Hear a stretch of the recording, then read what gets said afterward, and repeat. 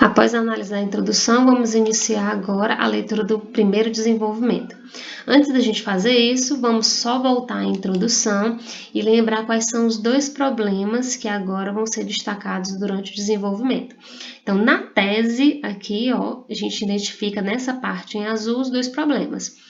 Isso se deve, sobretudo, aos ideais antiquados enraizados no corpo civil. Então, esse vai ser o nosso primeiro problema. E o segundo, o despreparo dos educadores. Então, o corretor já espera que no próximo parágrafo ela desenvolva a ideia falando sobre o que são esses ideais antiquados que estão enraizados no corpo civil brasileiro. Ok? Vamos lá. Primeiro desenvolvimento. De cara, assim que o corretor ele pega teu texto, ele vai identificar partes estruturais. Então, ele olha e já identifica, olha cada elementozinho marcado em amarelo. Aqui identifica cada período. Então, quando você for escrever o seu texto, tem que dividir cada parte. A introdução, pelo menos 3 períodos, o desenvolvimento, pelo menos 3 períodos também. Isso faz com que o teu texto fique mais claro, fique mais fácil do corretor entender e até você mesmo de organizar as ideias. Então, nós temos aqui, cada elemento em amarelo são as expressões conectivas, as expressões que trazem coesão para o teu texto. Então, vamos lá. Ela começa, conforme enunciado pelo filósofo iluminista Voltaire, a razão dos tolos apresenta-se sob a forma de preconceito. Então, ela traz novamente uma citação. Lembra que lá na introdução ela começou com uma citação da Constituição Federal, aqui, ó, a Carta Magna. Trouxe uma referência lá da Carta Magna. Agora, no segundo parágrafo, ela já traz uma citação de um filósofo. Tudo isso fortalece o texto da pessoa.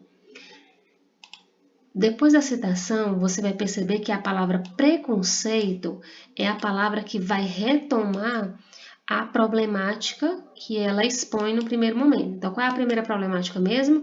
Aos ideais antiquados enraizados no corpo civil. O que são esses ideais antiquados e que estão enraizados? É exatamente o preconceito. Então, logo no primeiro período é apresentado a problemática. Então, a razão dos tolos apresenta-se sobre a formação de preconceito. Ok? Tá aí tranquilo? O próximo período ela inicia dando certeza, afirmando aquilo que já foi dito. De fato, quanto à formação cognitiva dos surdos, ela retoma lá da proposta palavras-chave também. Então, lá na proposta, falava-se sobre a educação do surdo. Então, aqui ela retoma formação cognitiva dos surdos. É um empecilho, o problema, que está intrinsecamente ligado aos pré-julgamentos. O que é um pré-julgamento? Pré-julgamento é mesma coisa de preconceito, né? São palavras que estão retomando essa ideia da problemática. É um empecilho intrinsecamente ligado aos pré-julgamentos ignóbeis e à não aceitação desses indivíduos nas escolas regulares. Acredito que tem uma palavrinha aqui, ignóbeis, que seja desconhecida. Vamos ver o significado para ficar mais fácil. Ignóbil significa que não é nobre, que inspira horror do ponto de vista moral, né? A moralidade, estamos falando da questão moral. Então, se a pessoa não age com moral, ela é uma pessoa ignóbil, de caráter vil, baixo. Então, aquela pessoa duvidosa.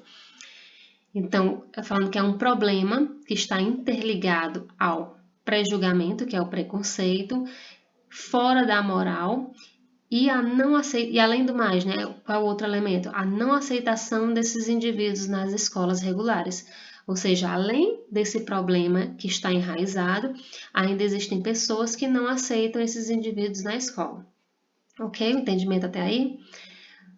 O último período, sob o argumento, então por que essas pessoas agem dessa forma, não aceitam as pessoas surdas na escola?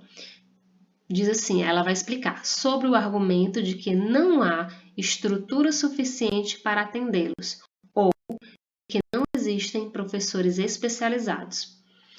Os deficientes auditivos são parcial ou totalmente excluídos de centros educacionais, dificultando o processo de aprendizagem.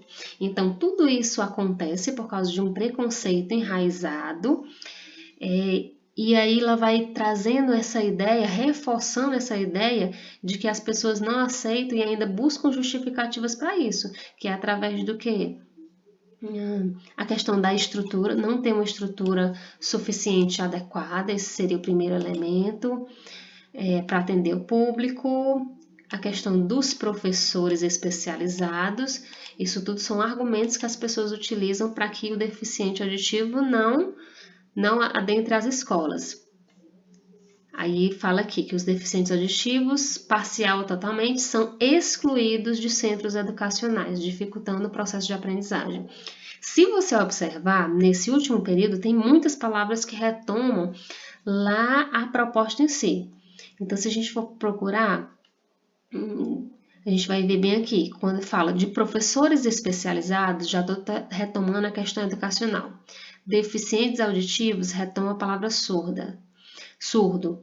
E bem aqui, centros educacionais, o contexto educacional de novo, e o processo de aprendizagem, que é a inclusão, certo? Ficou fácil de entender esse parágrafo? O que eu quero que vocês entendam a partir de hoje? Que o texto, ele não é só você começar a pensar e escrever, não, você precisa organizar suas ideias de forma estrutural, em 3 períodos, pensando em quais são os conectivos que vão ser colocados para que as suas ideias se conectem e ainda exista uma evolução do seu texto. Então, como ela faz aqui, ó, na introdução, ela apresenta os 2 problemas e o texto continua evoluindo, continua conectado, porque esse primeiro problema ela continua falando no segundo parágrafo. Marquei esse azinho em vermelho porque essa crase não é para estar aqui. Diz quanto à formação cognitiva.